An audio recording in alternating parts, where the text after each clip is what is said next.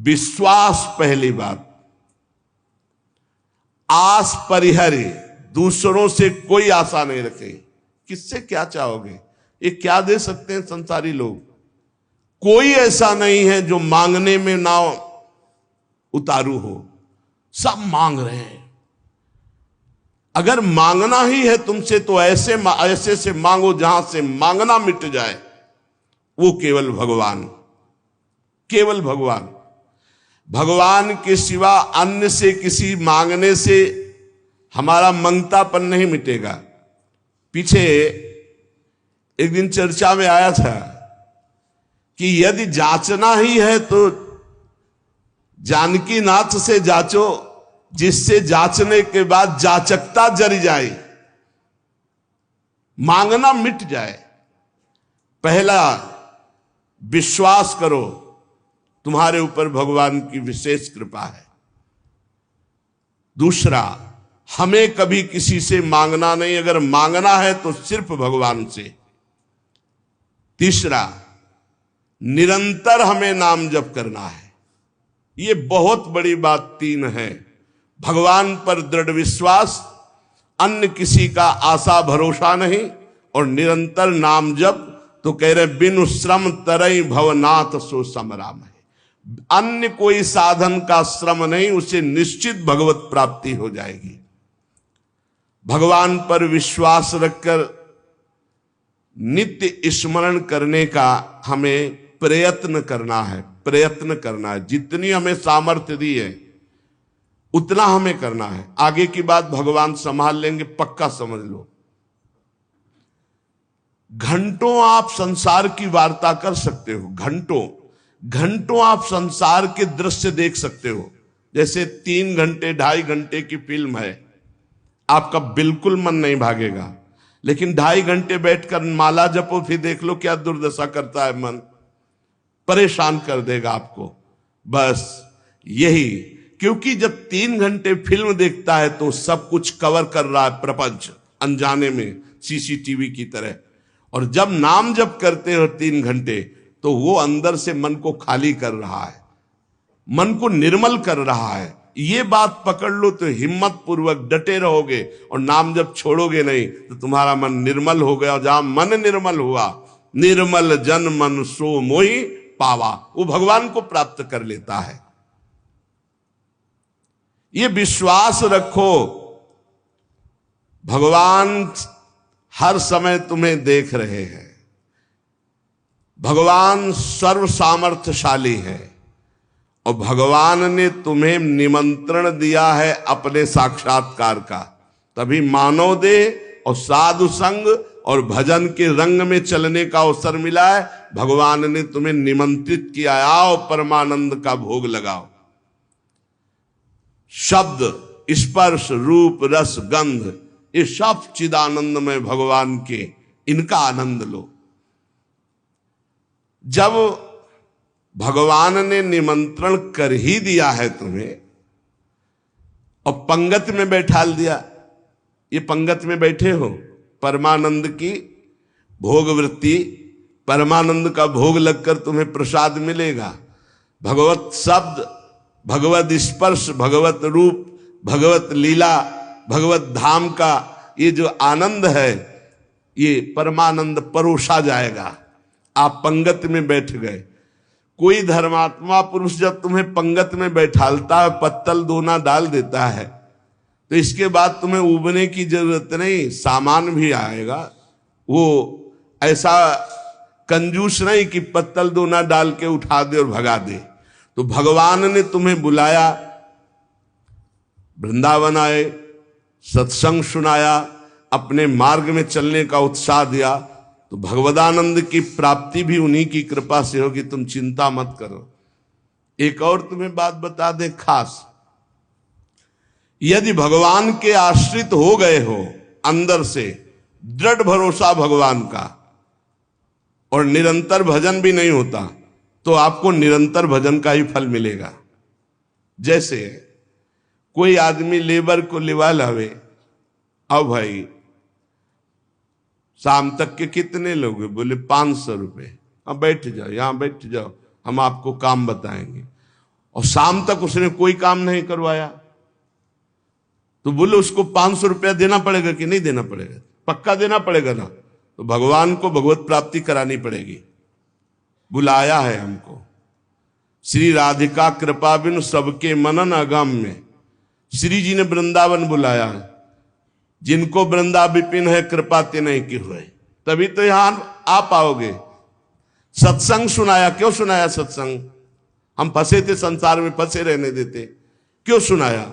संसार का राग हटवाया सत्संग के द्वारा, क्योंकि वो मिलना चाहते हैं आपसे। इतना जब कर दिया तो अब आप अंदर से भगवान की शरणागति स्वीकार करो, अंदर से भगवान का आश्रय स्वीकार करो।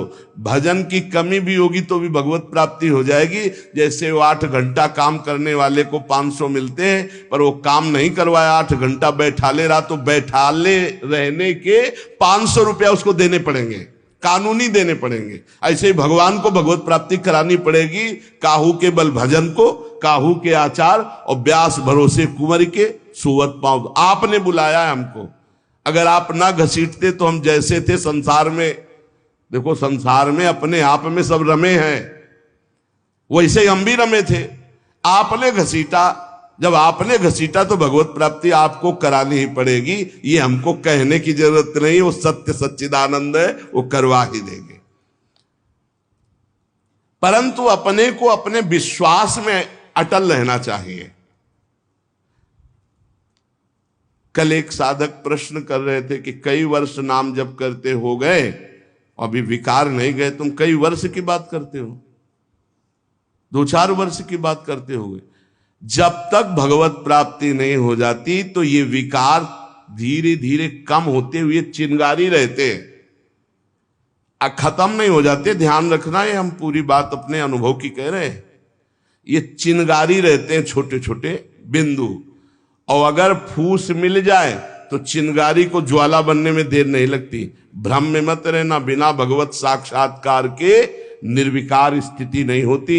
निर्विकारता दिखाई देती है, पर रहते हैं विकार छोटे छोटे बिंदुओं में, और जहां उसको संयोग मिला तो सिंधु होने में देर नहीं लगती। इसलिए आजीवन सावधान। भगवत प्राप्ति के लिए अन्न जल त्यागने की आवश्यकता नहीं है। बहुत बड़े महापुरुषों के वचन है, ध्यान से सुनना। अन्न जल का त्याग कर देने से भगवान के दर्शन नहीं हो सकते। अगर होते तो चलो भाई अन्न जल का त्याग कर दो तो भगवान मिल जाए, ऐसा नहीं है। ऐसा कोई शास्त्रीय नियम या संतों ने नियम नहीं बनाया आज तक कि आप अन्न जल का त्याग कर दो तो भगवान मिल जाएंगे।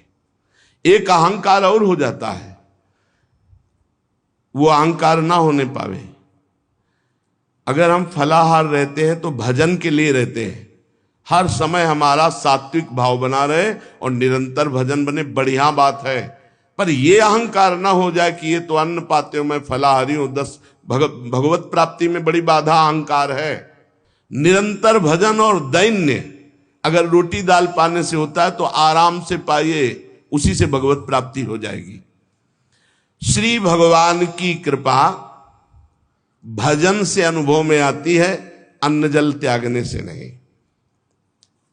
भगवान के दर्शन भजन से होते हैं। जितना भजन करोगे भगवद आश्रित होकर, उतने नजदीक आप पहुंचते जाओगे भगवान के। एकादश स्कंद में 9 योगेश्वर जन कहते हैं, जैसे भूखे आदमी को एक एक कवल भोजन तो तुष्टि पुष्टि क्षुधा निवृत्ति होती जाती है, ऐसे ही एक एक भजन, एक एक नाम जप संसार से वैराग्य, स्वरूप का ज्ञान और भगवान से प्रेम, ये एक एक भजन में होता जाता है। तो अब जैसे कई दिनों का भूखा है, 1 2 4 कवल पवा के रोक दो तो कुछ अनुभव नहीं होगा, और भूख व्याकुल। ऐसे ही 2-4 माला कर लिए आप, काम वो भी हो रहा है 2-4 माला से ही, लेकिन आपको अनुभव नहीं होगा। अनुभव होगा जैसे वो आधा पेट भोजन कर ले और फिर स्वाद उसे खीर का सब्जी का अलग अलग आएगा, इतना भूखा कि पहले आधा पेट हो जाए। ऐसे ही हमको कम से कम 12 घंटा भजन में व्यतीत हो, तब हमारी समझ में आएगा कि नाम का स्वाद क्या है। एक एक नाम संसार से वैराग्य, भगवान से प्रेम और स्वरूप का ज्ञान प्रतिपल करा रहा है। पर बोध तब होगा जब कम से कम 12 घंटा भजन 24 घंटे में होने लगे। और जिनका 24 घंटे भजन होता है, ईमानदारी से जिनका 24 घंटे चिंतन होता है, उनको कोई प्रश्न नहीं रह जाता, उनकी कोई चाह नहीं रह जाती, उनकी कोई कामना नहीं रह जाती। अपने आप भगवत साक्षात्कार, अपने आप तत्व ज्ञान होने, भजन में बहुत बड़ा बल है। तो इन सब बाहरी बातों पर साधक ना फंसे कि हम अन्न छोड़ दें, हम जल छोड़ दें, हम ये कपड़ा छोड़ दें।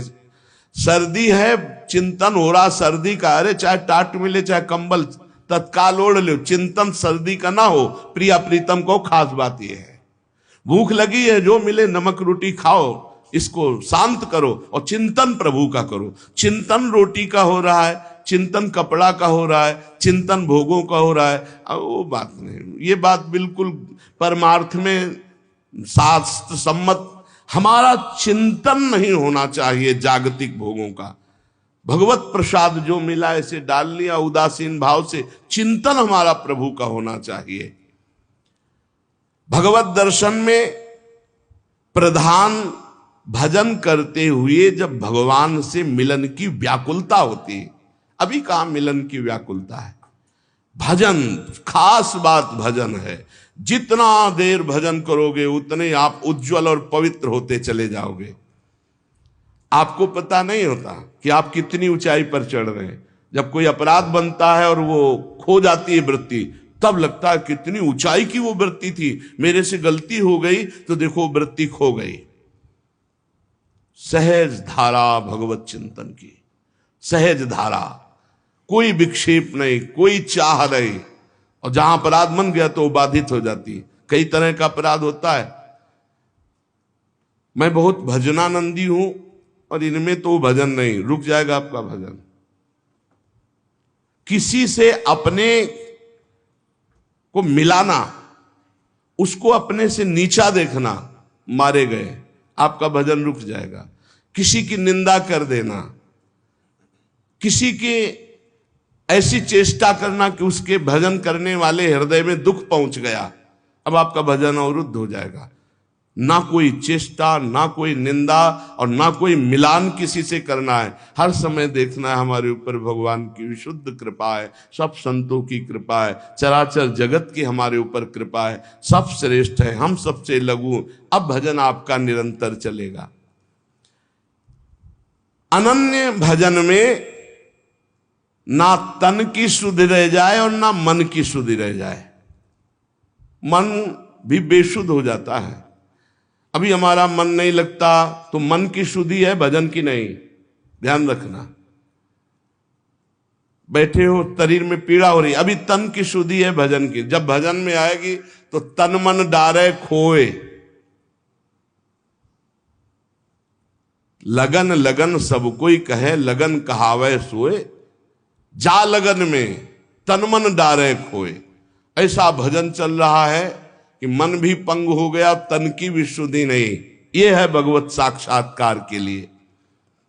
जानबूझकर हठपूर्वक अन्न, वस्त्र आदि आदि जो शरीर निर्वाह के लिए इनको छोड़ना बड़ा हानिकारक है। शरीर को स्वस्थ रखना भजन के लिए बहुत आवश्यक है।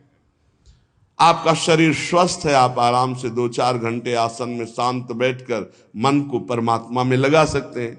अब आज कलयुगी शरीर ऐसे हो रहे हैं, नौजवान आदमी ब्लड प्रेशर, शुगर, क्या क्या परेशानियां। भजन कर लो, आगे और समय ऐसा आने वाला है भजन के लिए अवसर नहीं। जानबूझकर हठपूर्वक अगर आपको सुविधा सामग्री मिल रही शरीर रक्षा के लिए तो उनका त्याग ना करो। इसके त्याग से कुछ नहीं होता। अब शरीर, ये सब अनुभव की बात है। शरीर उघार, सर्दी में शरीर कांप रहा है तो चिंतन तो जा रहा है ना सर्दी का। अरे जैसा भी टाट पट्टी कंबल जो भी मिले शरीर में डाल लो। अब चिंतन प्रिया प्रीतम को रहे, ये खास बात है। ये बहुत समय के बाद समझ में आती नहीं तो अहंकार बना रहता है। स्वेटर कंबल के त्यागी हो, चिंतन सर्दी का हो रहा है, प्रिया प्रीतम का चिंतन करना है, परमात्मा का चिंतन कर। खास बात है चिंतन नहीं छूटना चाहिए तो तुम्हारा त्याग सार्थक, और अगर चिंतन छूट गया तो त्याग की, और चिंतन ही बदल जाता है। प्रभु का चिंतन न रहकर शरीर का चिंतन होने लगता है। इसीलिए प्रेमी जनों को आप देखिए, वो वैराग्य प्रधान नहीं अनुराग प्रधान होते, इसीलिए उनको पहचानना बड़ा कठिन।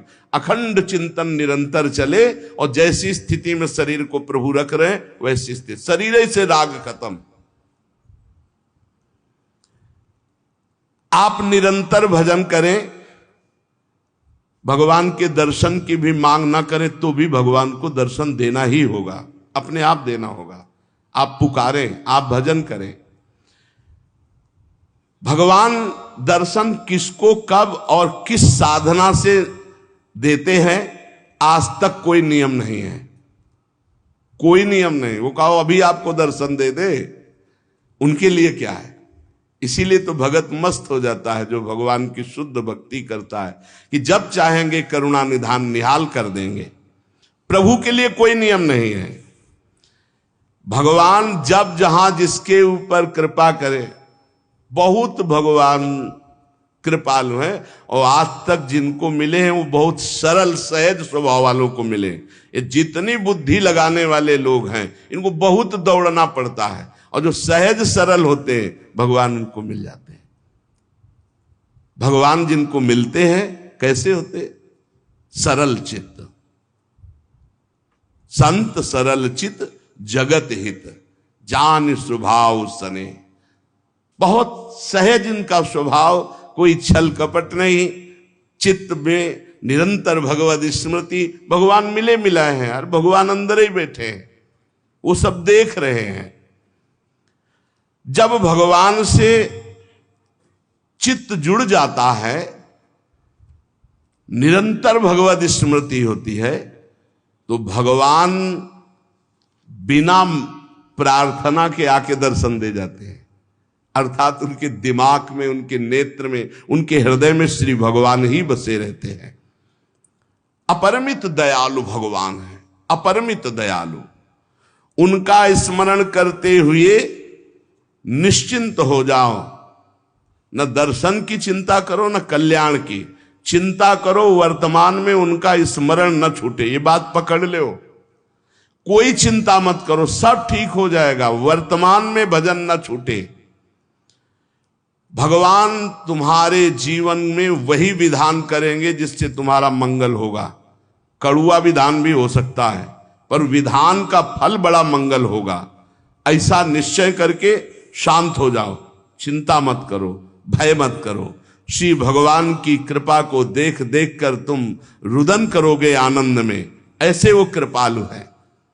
चित्त में विषाद आ जाना, चिंता आ जाना, भय आ जाना, पाप कर्म का फल है। ध्यान करना, तुम्हारा चित्त विषाद युक्त हो रहा है, भयभीत हो रहे हो, चिंता है, तो कोई पाप कर्म आपने किया है। वर्तमान में भजन करने वाले को भूतकाल का पाप कर्म चिंता शोक भय नहीं दे सकता, पक्का विश्वास रखना। वर्तमान का पाप चिंता शोक भय देता है। इसलिए भगवान के चिंतन का ऐसा तारतम्य बनाओ कि कोई पाप संकल्प ही न बने, कोई पाप कर्म ही न हो, कोई वासना ही न हो।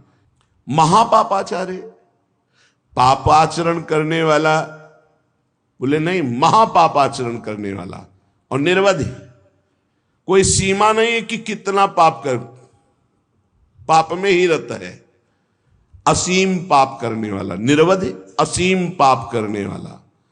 महादुर्मति सते, सैकड़ों प्रकार की दुर्मति है। दुर्मति, कुमति, जो नाना प्रकार के असत आचरण कराती है, ये सबके अंदर रहती है दुर्मति।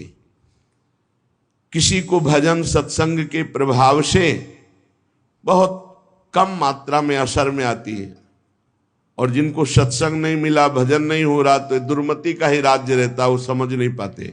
सुमति तो किसी किसी के हृदय में जागृत होती है। महापापाचारी है और सैकड़ों प्रकार की दुर्मति के द्वारा असत कार्य करने वाला है। और महाकाम क्रोधाद्यति परवसे दंभ वपुसी, गजब कर दिया। कामी नहीं, महाकामी है, क्रोधी है, इंद्रियों के परवश है और दंभ धारण करता है भक्ति का, नाटक करता है भक्ति का। ना सत्संग, सत्संग से भी मतलब नहीं रखता, सत्संग में भी नहीं जाता। महाधर्म विमुखे, धर्म से भी विमुख हो गया है। पर कहीं उसको ये बात समझ में आ जाए कि अब मेरा कल्याण तो सिर्फ भगवान के धाम में ही आश्रय लेने से होगा, और वृंदावन धाम का आश्रय आवास स्वीकार कर ले और अनन्य हो जाए वृंदावन का, तो ऐसे का भी परम पद पर आरूढ़ होना निश्चित है, निश्चित। ये बड़ी गजब की बात है।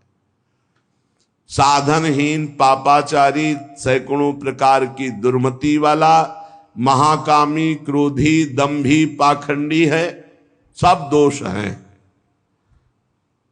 पर उसने एक नियम ले लिया कि अब आजीवन वृंदावन वास करेंगे, अब हमसे कुछ होने वाला नहीं। तो निश्चित उसको सत्संग मिलेगा, निश्चित रजरानी की कृपा से उसका परिवर्तन होगा, और यहां शरीर छूटा तो परम पद को प्राप्त होगा। ये धाम की महिमा है, ये अमोघ है। धाम का प्रभाव अमोघ है, विश्वास कर लो। ये कलिकाल है, साधन बल से भगवत प्राप्ति होना बहुत कठिन है। श्री चरणों का आश्रय, धामादि का वास आश्रय, यही हमें भागवतिक माहौल में रखकर भजन प्रभाव से श्री जी से प्रीति करा देगा। ऐसे जगत में यदि हम प्रियालाल से विमुख है, धाम आदि का आश्रय नहीं लिए, तो देख लो ऐसी माया फैली हुई है, पूछो मत। श्री विग्रह भगवान के अर्चावतार के सामने सर झुकाना, संतों के सामने सर झुकाना, गुरु के सामने सर झुकाना, माता पिता के सामने सर झुकाना, ये तो हमारे सनातन धर्म की बहुत प्राथमिक स्थिति है, नहीं रह गई। कुछ जो सत्संगी हैं, श्री विग्रह को देखा तो प्रणाम, संतों को देखा तो चलते फिरते भगवान के मंदिर है प्रणाम, माता पिता प्रातः काल उठ के रघुनाथा, माता पिता गुरु नामे माथा। साधारण सनातन धर्म की रीति नहीं रह गई। फिर भक्ति रीति, फिर नियम निष्ठा, फिर अध्यात्म की ऊंचाई, तो बहुत दुर्लभ बात है। कैसा भी व्यक्ति क्यों न हो, अगर भगवत प्राप्ति करना चाहता है तो ना धामवास हो पावे तो एक दो दिन के लिए, महीना दो महीना में जरूर आ जाओ। इससे आपकी आध्यात्मिक पावर शक्ति बढ़ेगी, आपका उत्साह बढ़ेगा, आपको भगवत प्राप्ति की लालसा मिलेगी। श्रीपाद कह रहे हैं, अत्यंतोद्धत गणो यह सर्वदा असत्पथे, वे कस्मिन् निमिषे पिना स्मृत महानंदाब्धिराधा प्रियः, सद्धर्मैः सदुपासनैर्विरहितस् त्यक्तोऽखिलैः सद्गुणैर्, हा हा सोहम नल्पमोह उपयाम्येकं तु वृंदावनम। हा हा, ऐसे का कैसे कल्याण हो सकता है। अत्यंतोद्धत धावत इंद्रिय गणों, बड़ी उद्धत होकर प्रचंड बलवान इंद्रियां और मन ये भोगों में भाग रहे हैं। सब कोई देख लो, बहुत धोखेबाज हैं, दोस्ती का वादा करके दुश्मनी का काम करते हैं। पहले हमें सिखाते हैं कि देखो इसमें बड़ा सुख है, अगर ये वस्तु, ये व्यक्ति, ये स्थान, इसका संयोग प्राप्त कर लो, इसे भोग लो, तुम सुखी हो जाओगे। जीवात्मा इनकी सलाह में आ गया है, इसीलिए बंधन को प्राप्त हो गया। नहीं तो निर्मल है, इसमें कोई विकार नहीं है, चैतन्य घन है, ये तेजो स्वरूप, इसको कोई बांध नहीं सकता, पर सुख के लोभ से बंध गया। हमारा बंधन क्या है? सुख लेने की लालसा, सुख भोगने की चाह से इन उद्धत बलवान इंद्रिय और मन ने हमको अपना गुलाम बना लिया। चाहे जितने विद्वान हो, चाहे जितने पढ़े लिखे हो, चाहे जितना सत्संग सुनो, चाहे जितना प्रवचन कर लो, अगर भजन नहीं है, खास बात समझ लेना, तो ये इंद्रियां मन बहुत प्यार से फंसाते हैं। हमें उस समय विवेक से काम लेना चाहिए कि ये भोग तो सारा जगत भोगता है, ऐ मन, ऐ इंद्री, अब नहीं, अब तो हम प्रभु के चरणों की प्राप्ति के लिए चल पड़े, अब असत क्रिया नहीं। पर उस समय विवेक काम नहीं करता, बुद्धि ये सलाह देने लगती, चलो कुछ 5 ही मिनट की तो बात है, फिर भजन कर लेना, यमुना स्नान कर लेना, अमुक पाठ कर लेंगे, पाप नष्ट हो। ऐसे साधकों को भ्रष्ट करते हैं। संसारियों को तो जो गिरे हुए हैं उनको क्या गिरना, लेकिन जो अच्छे हैं, चलना चाहते हैं, उनको भी अत्यंतोद्धत धावत इंद्रिय गणों या सर्वदा असत पथे। ये इंद्रियां, ये मन ऐसा मिठास पैदा करते हैं कि जीवात्मा स्वीकृति दे देता है, चलो। अब वो बेचारा इंद्रिय और मन के उसमें फंसा हुआ दुर्गति को प्राप्त होता है। नरक आदि भोगना, जेल भोगना, ना कुछ तो अंदर जलन पैदा हो गई, अशांति, चिंता, शोक, भय। पक्का समझ लेना, जब तक ये इंद्रियां और मन सुख का प्रलोभन देकर तुमसे दस्तखत कराते रहेंगे, स्वीकृति करते रहोगे, तब तक ये बंधन मिटने वाला नहीं। श्रीपाद कह रहे हा हा सोह मन अल्प मोहा, अर्थात बहुत बड़ा मोह हमारे अंदर है, छोटा नहीं है। क्या? हम इंद्रिय और मन की सलाह में आ जाते हैं। हम सब बड़ी सलाह बुद्धि देती है फंसने की, निकलने की सलाह नहीं देती। बहुत बार हो चुका, आपकी बार नहीं, अब नहीं, ऐसा नहीं, बार बार। इसे तृष्णा कहते हैं। भोगे हुए भोग को पुनः भोगने की इच्छा का नाम तृष्णा है। ये तृष्णा पापिनी बार बार पाप कराती है। एकस्मिन निमिषेपि ना स्मृत महानंदाब्दि राधा प्रिया।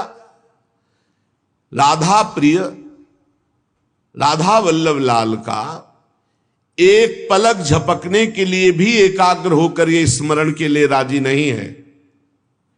ध्यान देना, सोचो कि स्वाभाविक ये भजन करेंगे तो इनके बस की बात नहीं, इंद्रिय और मन की।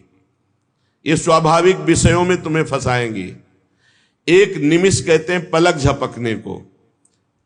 एकस्मिन निमिषेपि ना स्मृत महा आनंद राधा प्रिया।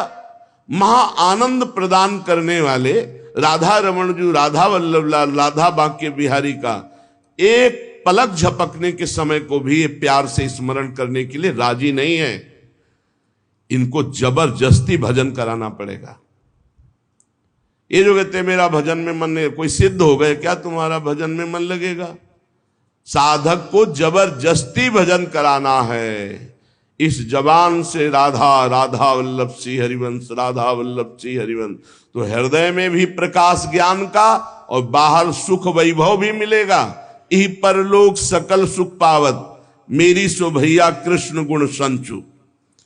सद्धर्मई सदुपासनैर विरहितस् त्यक्तोखिलै सद्गुणै। सद्धर्म का त्याग, सद उपासना का त्याग, अखिल सद्गुणों से युक्त जो महात्मा जन है उनका संग त्याग, ये महामुग्ध होकर के भोगों में लगा हुआ इंद्रिय मन एक निमिष के लिए भी राधा वल्लभ लाल के चरणों का चिंतन नहीं करता। हा हा, हाय हाय क्या होगा मेरे जीवन का। उपयाम्येकम तु वृंदावनम। अब मैंने समझ लिया कि अब मेरा एकमात्र परम कल्याण, उद्धार, मंगल सीधा वृंदावन करेगा। तो मैं आजीवन वृंदावन वास का नियम लेता हूं कि अब मेरे से तो कुछ बनने वाला नहीं, अपने शरीर को इसी धाम में रखूंगा और इसी रज में धूल धूसरित होकर प्राण त्याग दूंगा, तो भगवत प्राप्ति हो जाएगी, पक्का भगवत प्राप्ति हो जाएगी। धाम में आजीवन वास से भगवत प्राप्ति, अब ये जो बीच की यात्रा है ये समझना होगा, नहीं कहीं भ्रम ना हो जाए कि हम धामवास करें और खूब मनमानी कुमार्गामी प्रवृत्तियों के आचरण करें।